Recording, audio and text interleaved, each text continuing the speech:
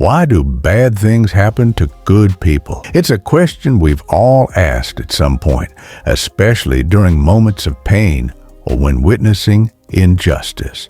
We see kind-hearted individuals suffer, generous souls betrayed, and compassionate people struck by illness or misfortune, and we begin to wonder, where is the fairness in all of this? From a Buddhist perspective, this question is not dismissed, but rather explored with deep reflection and understanding. Buddhism doesn't promise a life without suffering.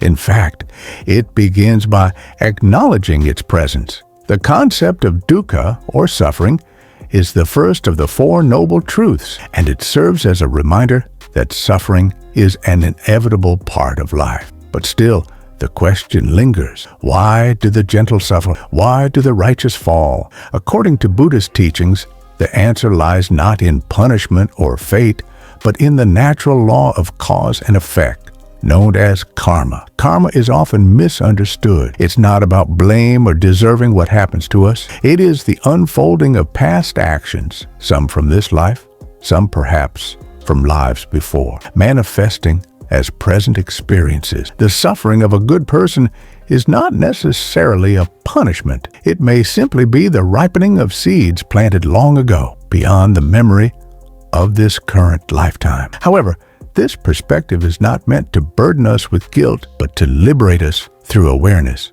Even pain, injustice, and heartbreak can become turning points, opportunities for growth and awakening. In Buddhist thought, a person who endures suffering still has a choice.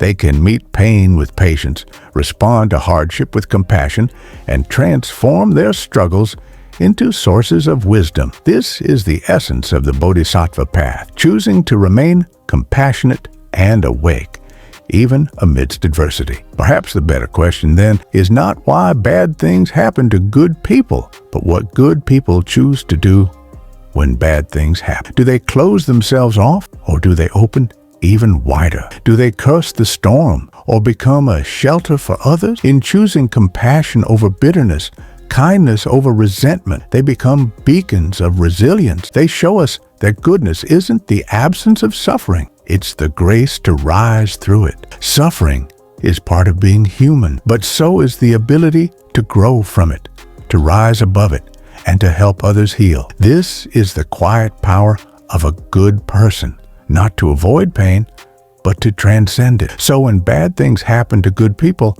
perhaps it is because they carry the strength to turn even suffering into something sacred. Through their endurance, they show us that light does not disappear in the dark.